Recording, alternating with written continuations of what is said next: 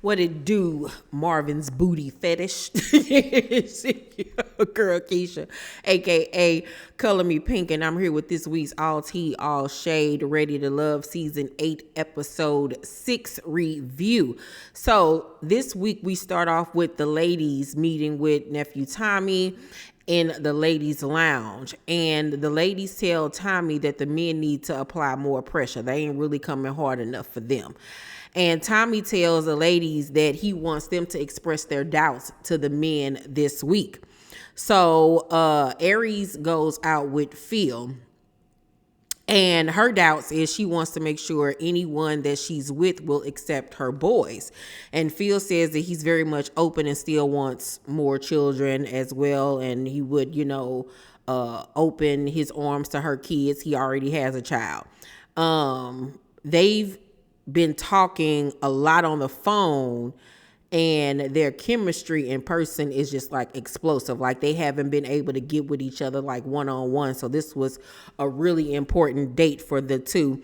And you could tell like they really were vibing with each other and really liked each other. Like this was the most like authentic connection that I've seen thus far with anybody on this show. So the caveat is that she also has a strong connection with Chris as well too. But I think that hers with Phil is a little bit more, how can I say, grown up. Her and Chris just comes across to me still like an adolescent. Like it's something very childlike still about him. I don't know. So Sierra's doubts is things being too good to be true with these guys. So she goes out with Christopher, and they're talking or whatever, and he says that he doesn't have any insecurities or doubts himself. And I found that to be absolutely ridiculous. Everybody is insecure about something or another in their lives. Like not doubting yourself, okay, but insecurities, I didn't really believe that one. She wasn't even feeling him for real, and didn't feel anything that he was saying was genuine. So she asks him what's his dating style, and he says he pays attention to what a person likes. So she was like, well, I like Birkin bags and I like Chanel's. And in his confessional, he was like, girl, I just met you. How are you bringing up Birkin bags to me? Like, what? Like, make it make sense. And he also made a little smart comment about her catching Uber. So how could she afford a Chanel bag? And I was like, well, the two don't equate to each other. Like, come on, that don't even make sense. But she said that, I think, to test him, and he was just like, well, what if I, can't purchase you stuff like that? What if I have a downfall or whatever and I can't do stuff like that? Would you leave or whatever? And she was like, he was like, well, would you go to another man for it? And she was like, no, I get it myself or whatever. So she says that that was an insecurity for him. And she says in her confessional that this is a problem that she ends up having a lot of time with men, and it's how much money she makes and how it makes them insecure. I can get that, and I can see where she was coming from with that, because that is an issue that I myself face sometimes with men. But I think that he kind of took the comment about Chanel and Birkin bags way too serious. It ain't like she flat out asked you to go buy her one right then and there. She was just making an analogy. So I don't know. I feel like it touched a bit of a nerve a little bit. Then we see Jessica surprise Chris at one of his work sites, because he's a real estate developer or something like that. And she feels that he's inconsistent when it comes to like calling her and things like that. But he was like, you don't really call me either. And on his end, he feels like she's eager to anger, and he needs more compassion from her when she speaks to him. So when they play back clips of her talking, she can come across angry and kind of abrasive almost. So I did get that from him. She brings up her doubts, and he says that he needs her to be more softer to him and not aggressive like she is with others. And you could tell she was kind of put off and a little bit uneasy with that, because that's just a part of who she is as a person. And I don't think that she's ever going to stop being that way unless she finds somebody that makes her actually feel that way. She brings up him being inconsistent, and he says he will do more. But for me, even though she felt like the little date came off great, I still look at it like she looks to me more like a mother to him than a potential companion. It was like watching a mother and her son have a conversation. The dynamics just weren't coagulating for me. I don't see it for them at all. Marvin and Kat go on a date, and he cracked me up with these Count Dracula vests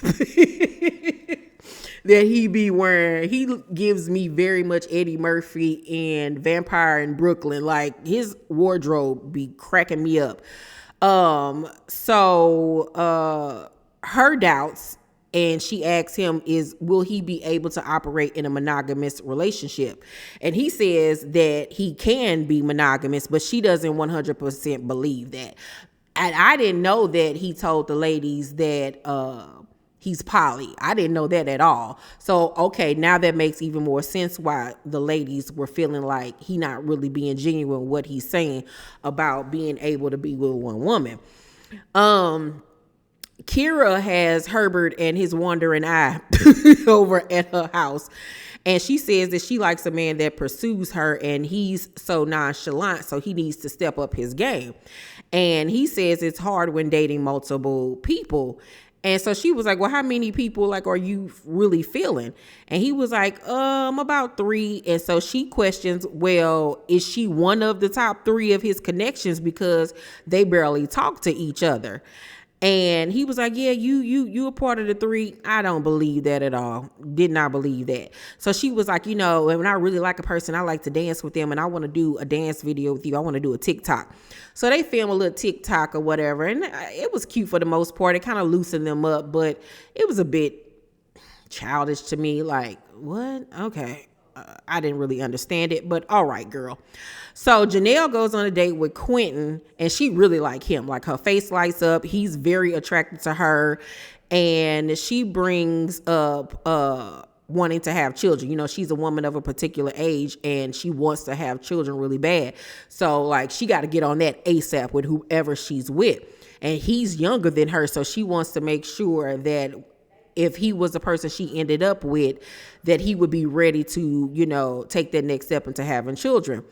And he was like, yeah. He was like, but would you be open to other ways of having a child, like adoption? And she was like, yeah, because I myself am adopted.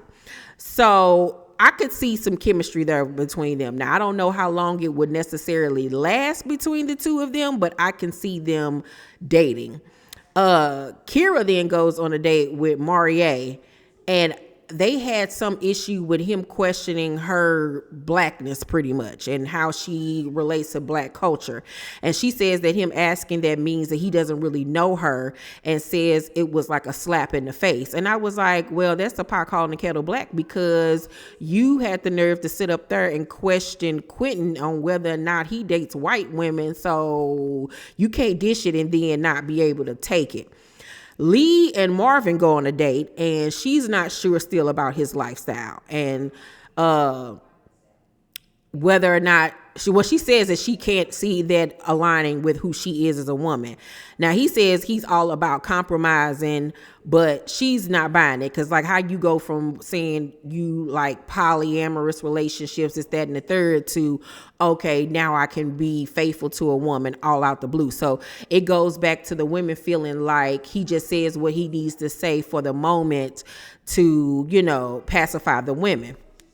So the ladies are in the ladies' lounge with Tommy, and child, they had me cracking up making fun of Christopher, because Christopher know he gonna sell himself to the women, child. He talking about how he went to school to be a doctor, a chiropractor, he a model, he owned his own land, all of this, that, and the third. And I think it was Jessica, it was Jessica that was impersonating him, and it was funny. She even had Tommy cracking up laughing. So Marvin is in the bottom.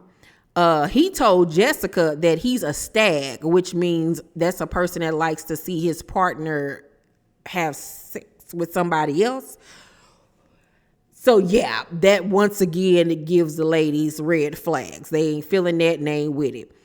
Kira brings up Marie's comment about her blackness, and when she's talking, Janelle and Jessica roll their eyes, and Tommy points it out, like, what was that about? And Kira was like, they did that because of I wasn't able to remember his name, because she ended up calling him Marvin instead of Marie. And Janelle was like, Kira, don't play with me. And I was like, oh, wait a minute. That escalated quickly. Like, what's going on?